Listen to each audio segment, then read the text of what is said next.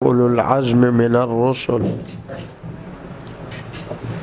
وقال الله تبارك وتعالى واصبر نفسك مع الذين يدعون ربهم بالغداة والعشي. وقال الله تبارك وتعالى ولكل أمة جعلنا منسكا ليذكروا اسم الله على ما رزقهم من بهيمة الأنعام. صدق الله وصدق رسوله النبي الكريم الأمين. آج کی اس مختصر سی مجلس میں دین کی نسبت سے چند باتیں عرض کی جائیں گی۔ پہلی بات یہ جو دین سیکھنے کی مجالس ہیں یہ معمولی مجالس نہیں ہوتی، یہ وہ مجالس ہیں جن کے لیے بندہ گھر سے نکلتا ہے تو آپ صلی اللہ علیہ وسلم نے بتایا پہلے قدم پر اس کے پچھلے گناہ معاف کر دیے جاتے ہیں۔ اس کے لیے خشکی اور تری کی ساری مخلوقات مغفرت کی دعا کرتی ہیں۔ جب وہ جمع ہو جاتے ہیں تو فرشتوں کی ایک جماعت ایسی مجالس کو تلاش کر رہی ہوتی ہے، وہ دوسروں کو بھی بتاتے ہیں یہاں آؤ، تمہارا مقصود یہاں ہے۔ وہ یہاں اس مجلس کو آپ نے فرمایا چاروں طرف سے گھیر لیتے ہیں، آسمان تک فرشتے ہی فرشتے ہو جاتے ہیں۔ فرمایا ان کے لیے اللہ تبارک و تعالی رحمت کا نزول فرماتے ہیں اور ان کے دلوں پر ایک خاص قسم کی رحمت جیسے سکینہ کہا جاتا ہے اس کا نزول ہوتا ہے، اور یہ زمین پر اللہ رب العالمین کو یاد کر رہے ہوتے ہیں۔ اللہ فرشتوں میں ان اہل مجلس کا تذکرہ فرماتے ہیں، اور آخر میں اہل مجلس کی مغفرت کر دی جاتی ہے۔ مغفرت جانتے ہیں، گناہ معاف ہو جاتے ہیں، جو خطائیں ہوئیں اس مجلس کی برکت سے معاف ہو گئی۔ فرشتے کہتے ہیں یا اللہ ایک بندہ وہ تو کسی کام سے آیا تھا، وہ اس مجلس کے لیے نہیں آیا تھا، تو اللہ تعالیٰ فرماتے ہیں میرے پیارو یہ میرے اتنے پیارے ہیں اس مجلس والے کہ ان کی جو صحبت میں بیٹھ گیا وہ بھی معروم نہیں ہوا، اگرچہ وہ اس مجلس کے لیے نہیں آیا تھا میں نے اس کی بھی مغفرت کر دی ہے۔ دوسری بات ان مجالس سے اور کیا فائدہ ہوتا ہے؟ جب ہم دین کی ایک بات سیکھتے ہیں 2 نفل پڑھنے کا ثواب ملتا ہے۔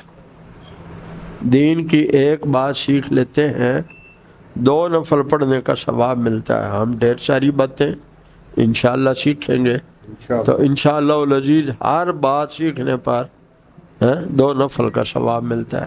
پہلی بات یہ جو 10 دن ہیں اللہ تعالیٰ کے ہاں عبادت کے لیے اس سے افضل دن نہیں ہے۔ صحابہ نے پوچھا یا رسول اللہ اگر کوئی جہاد میں نکلا، فرمایا اس سے بھی وہ بھی اس کے برابر نہیں۔ پھر انہوں نے پوچھا چونکہ ان کے دماغ میں تو جہاد سے بڑا کوئی عمل نہیں تھا، اور ہم تو آج جہاد کو دہشت گردی سمجھتے ہیں اور اس سے بھاگتے ہیں۔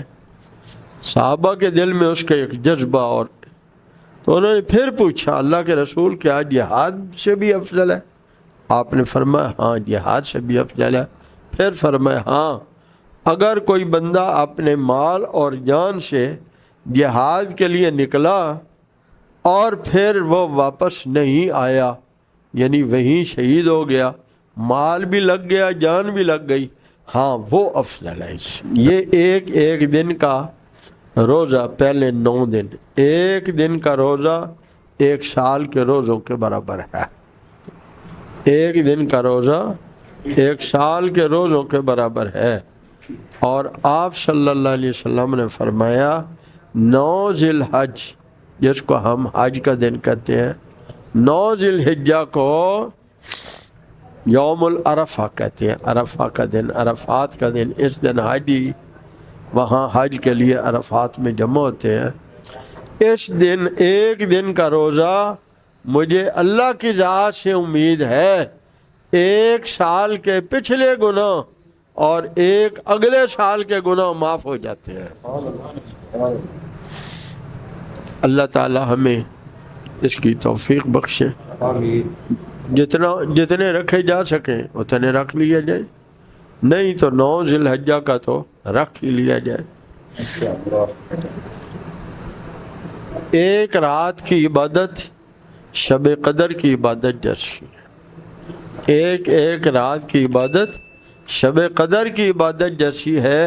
یہ 10 راتیں ایسی ہیں جن کی اللہ رب العالمین نے قرآن مجید میں قسم اٹھائی ہے، والفجر ولیال عشر، مجھے فجر کے وقت کی قسم ہے اور مجھے ان 10 راتوں کی قسم ہے۔ اللہ تعالی ہمیں اس کی توفیق دے۔ تو اس میں مختصر سی 3 باتیں، ایک تو نمازیں، مغرب ہے، عشاء ہے، فجر ہے، جو رات کی ہیں، رات کی نسبت سی بات، تو اس میں اہتمام سے نماز پڑھ لے۔ جو عشاء کی نماز جماعت سے پڑھتا ہے اس کو آدھی رات عبادت کا ثواب مل جاتا ہے۔ جو فجر کی نماز جماعت سے اہتمام سے پڑھتا ہے، عورتیں گھر میں پڑھتی ہیں، بار وقت پڑھے نماز، تو اس کو باقی آدھی رات کی عبادت کا ثواب مل جاتا ہے۔ اور جو بندہ مغرب کے فرض پڑھ کے 2 سنتے پڑھ کے پھر 6 رکعتیں پڑھ لے، اس کو 12 سال کی عبادت کا ثواب مل جاتا ہے۔ تہجد کی نماز کے 3 درجے ہیں، سب نیت کرو، جب موقع ملے تب تو پڑھ لیا کریں گے۔ تہجد کی نماز کے 3 درجے ہیں۔ حضور نبی کریم صلی اللہ علیہ وسلم پر تہجد کی نماز بھی فرض تھی، ہمارے اوپر فرض تو نہیں ہے، لیکن یہ اللہ کی اتنی پسندیدہ نماز ہے کہ اس نے اپنے پیارے حبیب صلی اللہ علیہ وسلم پر اس نماز کو فرض کر دیا۔ وَمِنَ اللَّيْلِ فَتَهَجَّدْ بِهِ نَافِلَةً لَكَ، آپ کے لیے یہ ایک نماز اضافی لازم کر دی گئی ہے۔ تو میں قیار کر رہا تھا، تہجد کی 3 شکلیں ہیں۔ سب سے افضل طریقہ یہ ہے کہ بندہ اذان فجر کا جو وقت ہے اس سے پہلے 4 6 8 رکعتیں، آپ اہتمام سے 8 رکعتیں تہجد کی پڑھا کرتے تھے۔ اللہ ہمیں بھی توفیق عطا فرمائے۔ اگر ایسا مشکل لگے تو پھر سونے سے پہلے وضو کر لے، اور وضو کر کے جو 2 4 6 8 رکعتیں نصیب ہو جائیں تو وہ پڑھ لیا کرے، اس کو تہجد پڑھنے میں کا ثواب ملے گا۔ اور تیسرا درجہ اس سے بھی آسان، اگر سوتے وقت بھی سمجھتا ہے کہ کبھی طبیعت مانے گی کبھی نہیں، تو پھر ایسا کرے کہ عشاء کی نماز فرض پڑھ کے 2 سنتے پڑھی اور پھر 4 نفل پڑھ لے، وطروں سے پہلے تہجد کی نیت سے 4 نفل پڑھ لے اور پھر وطر پڑھ لے، نفل پڑھ لے، تو اس کو بھی تہجد پڑھنے والوں میں شمار کر لیا جائے گا۔ اللہ ہمیں اس کی توفیق عطا فرمائے۔ نیت کرتے ہیں نا، اللہ سے مانگیں گے بھی صحیح، مانگیں گے نا اللہ تعالیٰ سے، یا اللہ مجھے بھی اپنے نیک بندوں کی طرح تہجد کا اہتمام نصیب فرما دے۔ تہجد کی نماز ایسی نماز ہے جس سے آپ کی میری مشکلات آسان اللہ فرما دیتے ہیں، اور خاص طور پہ قبر کی روشنی کے لیے 2 چیزیں، ایک قرآن مجید کی تلاوت اور ایک تہجد کی نماز، اس کو بڑا دخل ہے۔ اللہ ہمیں اس کی توفیق عطا فرمائے۔ اور میں نے کہا 3 باتیں، ان جو راتیں ہیں، دن ہیں، ان میں کثرت سے اللہ تعالیٰ کی تعریف، جیسے تیسرا کلمہ ہے، چوتھا کلمہ ہے، درود شریف پڑھیں، استغفار کریں۔ عام دنوں سے زیادہ ان دنوں میں اللہ کی تعریف، درود شریف، استغفار عام دنوں سے زیادہ کرے، ہمت کرے۔ اور یہ مبارک دن جس نے، اور یہ مبارک راتیں جس نے ان کی قدر کی، اللہ تبارک و تعالیٰ اسے آئندہ پورے سال میں بھی عبادت کرنا آسان کر دیتے ہیں۔ اللہ ہم سب کو اس کی توفیق عطا فرمائے۔ 10ویں ذی الحج کو، ذی الحج کی 10ویں کو، 10 تاریخ کو، سبحان اللہ، حج والے، حج پہ جو لوگ ہیں وہ 3 کام کرتے ہیں۔ پہلے وہ شیطانوں کو کنکریاں مارتے ہیں، جیسے رمی جمار کہتے ہیں۔ اللہ ہم سب کو حج نصیب فرمائے، آمین تو کہو، جاندہ نہیں ارادہ۔ اللہ ہم سب کو حج بیت اللہ نصیب فرمائے اور بار بار مقبول حج نصیب فرمائے، بار بار مقبول حج نصیب فرمائے۔ تو حاجی 3 کام کرتے ہیں۔ پہلے شیطان کو کنکریاں مارتے ہیں، بڑے شیطان کو، ایک بات۔ دوسرے نمبر پہ ذبح کرتے ہیں۔ تو جو حاجی ذبح کرتا ہے وہ یہ قربانی نہیں ہوتی جو ہم یہاں کرتے ہیں، وہ دم شکر ہوتا ہے، وہ شکر ادا کرتے ہیں، وہ شکر ادا کرتے ہیں کہ اللہ تبارک و تعالیٰ نے ہمیں، اللہ تعالیٰ نے مجھے ایک سفر میں حج اور عمرہ دونوں چیزیں نصیب فرما دی ہیں۔ دو چیزیں ہوئی نا، ایک ہی سفر میں، پہلے عمرہ کیا پھر حج کیا۔ تمام حاجی ایسے ہی پہلے عمرہ کرتے ہیں پھر حج کرتے ہیں۔ تو سب ایک سفر میں اللہ نے مجھے 2 چیزیں نصیب فرمائیں، اس پر ایک قربانی کرتے ہیں۔ اللہ ہمیں بھی توفیق عطا فرمائے۔ اب میں یہ کہنا، پھر اس کے بعد حاجی جو ہے وہ اس دن میں تیسرا عمل اپنے بال منڈواتا ہے یا کٹواتا ہے، تو منڈوانے کا زیادہ ثواب ہے۔ اللہ اگر آپ کو لے جائیں تو وہاں بال منڈوانا ہے، اس کو سنبھال کے نہ رکھنا، جب ساری خواہشیں چھوڑنی ہے تو بال بھی بندہ قربان کر دے۔ تو نبی کریم صلی اللہ علیہ وسلم نے فرمایا اس دن 10 ذی الحجہ کو جو ذبح کیا جاتا ہے، اس سے زیادہ اللہ کو کوئی عمل پسند نہیں ہے۔ اللہ کو اس سے زیادہ کوئی عمل پسند نہیں ہے۔ میں اگلے دن ایک ساتھی کے ہاں بیٹھا ہوا تھا، تو انہوں نے بتایا کہ میرے وسائل نہیں ہیں قربانی کرنے کے، لیکن ایک مدت سے ہم نے ایک ترتیب بنا رکھی ہے، ہم ہر مہینے 1000 روپیہ الگ کر لیتے ہیں، ہر مہینے 1000 روپیہ الگ کرتے رہتے ہیں۔ پہلے ایک مہینے میں 1000 کرتے تھے، تھوڑے سے ملاتے تھے تو قربانی ہو جاتی تھی۔ پھر ہم نے 2000 کرنا شروع کر دیا، ہر مہینے 2000 الگ کر لیا، آسانی سے پھر قربانی ہو جاتی تھی۔ اب ہم روزانہ 100 روپے الگ کر لیتے ہیں، تو کتنے ہو جاتے ہیں؟ 3000۔ روزانہ 100 روپیہ الگ کر دیتے ہیں،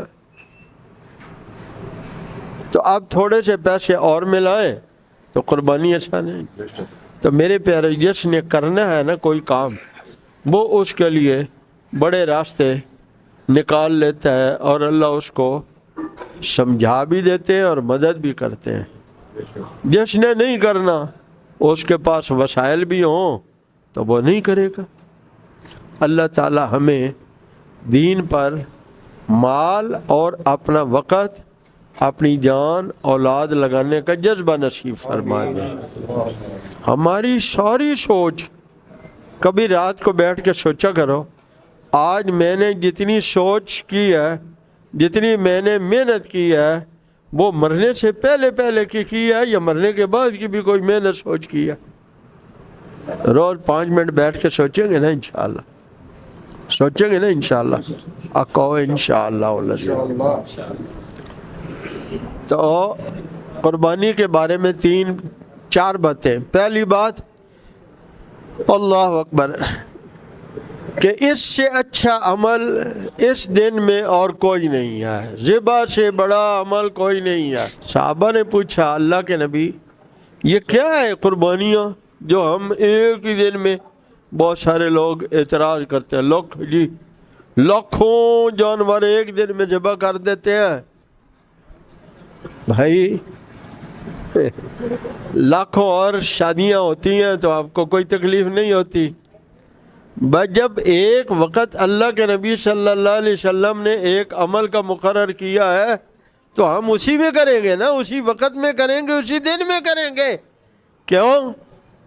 ہم نے دنیا کو نہیں دیکھنا، ہم نے تو دیکھنا ہے ہمارے پیارے نبی صلی اللہ علیہ وسلم نے کیسے کیا ہے۔ تو جب پوچھا قربانی حضور کیا ہے تو آپ نے فرمایا تمہارے باپ ابراہیم علیہ السلام کی سنت ہے۔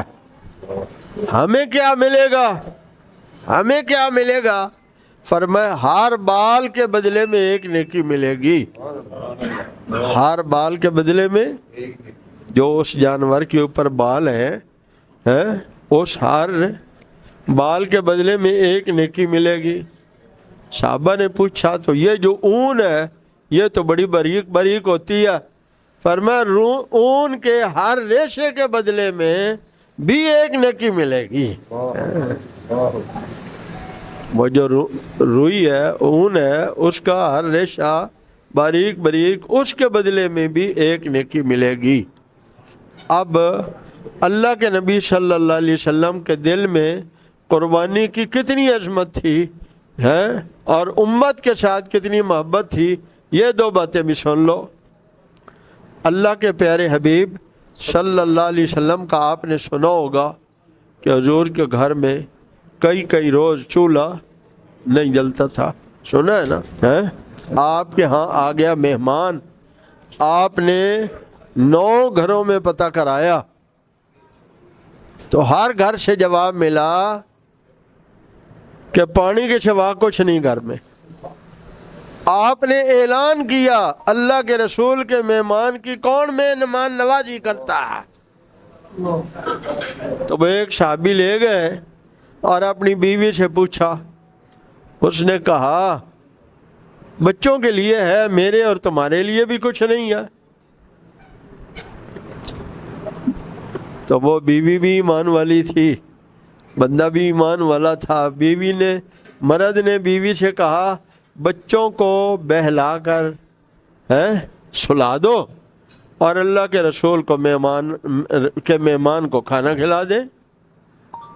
تو دونوں میاں بیوی نے مشورہ کیا اور طے ہو گیا کہ ہم کیا کریں، بچوں کو سلا دیں اور ادھر آئیے، بچوں کو سلا دیں اور حضور کے مہمان کو کھانا کھلا دیں۔ اب سنو جو بات سنانے لگا ہوں۔ میاں نے بیوی سے کہا بیوی نے کہا ایک بندے کا کھانا، اس نے کہا ہم دونوں عربوں کے ہاں مہمان کے ساتھ کھانا کھانے کا رواج ہے، ہم دونوں بیٹھ جائیں گے، دیا رکھ دینا، جیسے ہمارے ہاں لالٹین وغیرہ ہوتی تھی وہ رکھ دینا، اور جب کھانا شروع ہو تو اس کو ٹھیک کرنے کے بہانے سے نا کرتے کرتے بجھا دینا، میں منہ ہلاتا رہوں گا اور وہ کھانا کھاتا رہے گا۔ وہ ایسے ہی منہ ہلاتا رہا اور مہمان نے کھانا کھا لیا۔ جب یہ بندہ صبح مہمان کو لے گیا تو اللہ کے رسول صلی اللہ علیہ وسلم نے اس کی طرف دیکھ کر حضور مسکرائے اور کہا رات جو تم نے تیری بیوی نے مہمان کے ساتھ سلوک کیا ہے نا، وہ جبریل آ کے مجھے ابھی بتا گئے ہیں۔ اللہ کو وہ بڑا پسند ہے. وَيُؤْثِرُونَ عَلَىٰ أَنفُسِهِمْ وَلَوْ كَانَ بِهِمْ خَصَاصَةٌ. خود محتاج ہونے کے باوجود دوسروں کے لیے دوسروں کو ترجیح دیتے ہیں. تو میں سنا رہا تھا کہ حضور صلی اللہ علیہ وسلم کے ہاں 9 گھروں میں کچھ کھانے کو نہیں ہے. آپ صلی اللہ علیہ وسلم کا بستر سنا، بوریے کا بستر تھا، بوریاں ہوتی ہیں نا. اور آپ ایک بار حضرت عمر گئے تو آپ اٹھ کے بیٹھے، دوپہر گرمی کا موسم اور گرمی کا وقت تھا، تو جب آپ اٹھے تو آپ کا پسینہ اس بوریے میں تھا اور بوریے کا پرنٹ آپ کے جسم پر نظر آ رہا تھا. تو حضرت عمر کی آنکھوں سے آنسو آ گئے. اللہ اکبر. آپ نے سنا کہ حضور نے پیٹ پہ تو پتھر باندھے ہوئے تھے، یہ بھی سنتے ہیں نا. لیکن آپ صلی اللہ علیہ وسلم قربانیاں 2 کرتے تھے. قربانیاں 2 کرتے تھے. ایک قربانی اپنی طرف سے اور ایک قربانی اپنی امت کی طرف سے کرتے تھے. میری امت کے وہ لوگ جن کے پاس قربانی کرنے کی استطاعت نہیں ہے، ان کی طرف سے میں یہ قربانی کر رہا ہوں. ہمارے دل میں کبھی خیال آیا ہے کہ ہم حضور کے لیے قربانی کریں؟ کیوں؟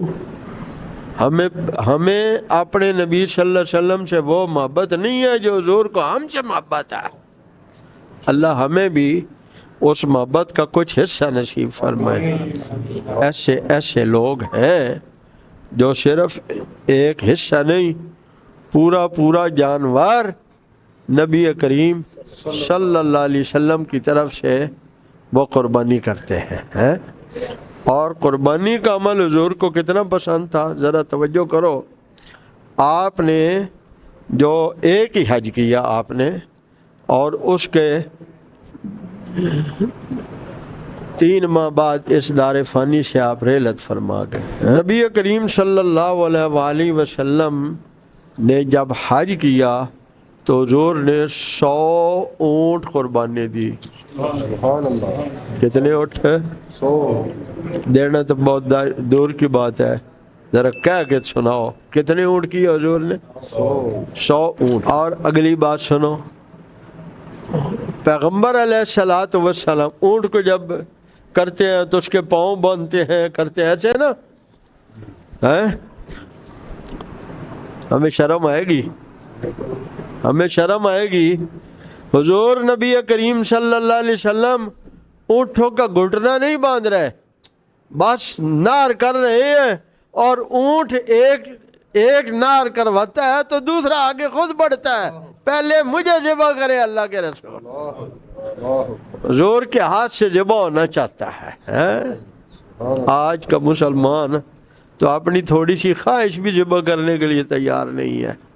یہ بال ہے نا، بال یہ بھی ہم اپنی مرضی سے رکھیں گے، حضور کے طریقے سے نہیں رکھیں گے.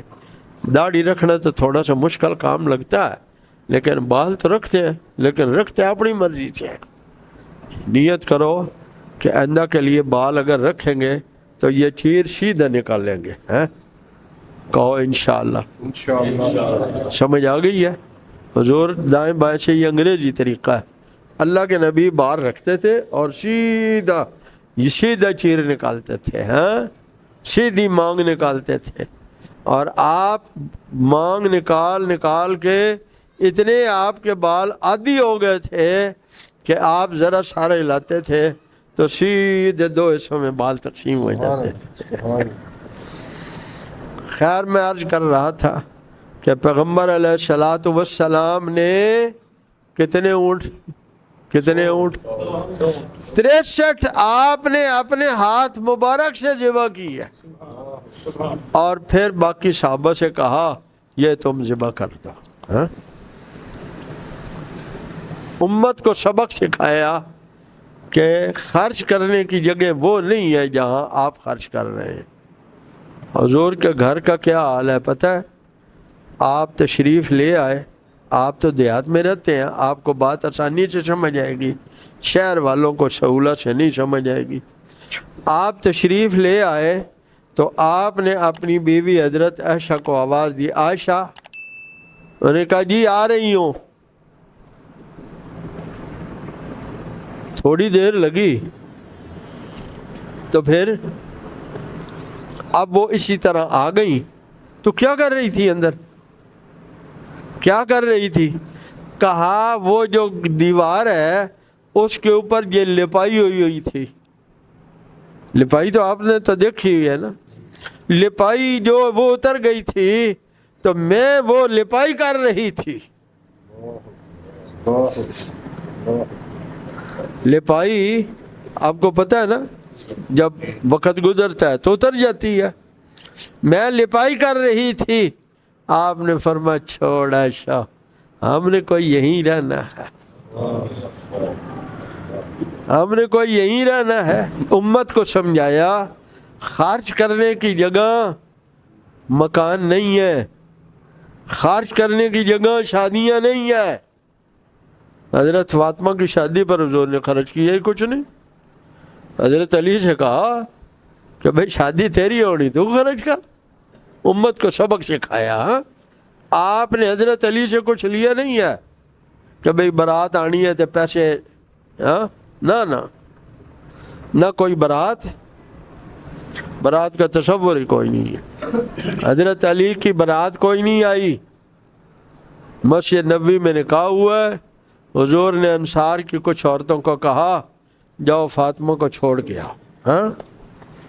لمبا قصہ ہے، کبھی یہ پوری تقریر سنائیں گے، تم بھی اپنی بیویوں کو سناؤ، شاید کسی کو سمجھ آ جائے۔ تو ان سمجھ آ جائے تو انہوں نے بھی آ جائے گی۔ اللہ تعالیٰ، میں یہ عرض کر رہا تھا، ایک طرف اللہ کے نبی صلی اللہ علیہ وسلم کے گھر کا یہ حال ہے، آپ کے بستر کا یہ حال ہے، کھانے پینے کا یہ حال ہے، اور دوسری طرف قربان کتنے اونٹ کیے؟ 100۔ کتنی قربانیاں بڑھتی ہیں؟ 700 قربانیاں بنتی ہیں۔ امت کو سکھایا کہ اگر تمہارے پاس وسعت بنے تو خرچ کرنے کی جگہ وہ نہیں ہے، خرچ کرنے کی جگہ یہ ہے جو مرنے کے بعد قبر میں بھی تمہارے کام آئے، اور 50,000 سال جو حشر کا دن ہے وہاں بھی تمہارے کام آئے، اور پھر ہمیشہ ہمیشہ جنت میں بھی تمہیں اس کا نفع ملتا رہے۔ اللہ ہمیں اس کا یقین نصیب فرما دے۔ انوار ختم نبوت ٹرسٹ پاکستان